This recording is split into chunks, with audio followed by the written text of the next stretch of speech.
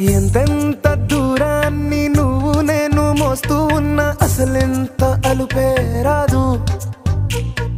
ఎన్నెన్ని తీరాలు నీకు నాకు మధ్యన ఉన్నా కాస్తైనా అట్టే కాదు.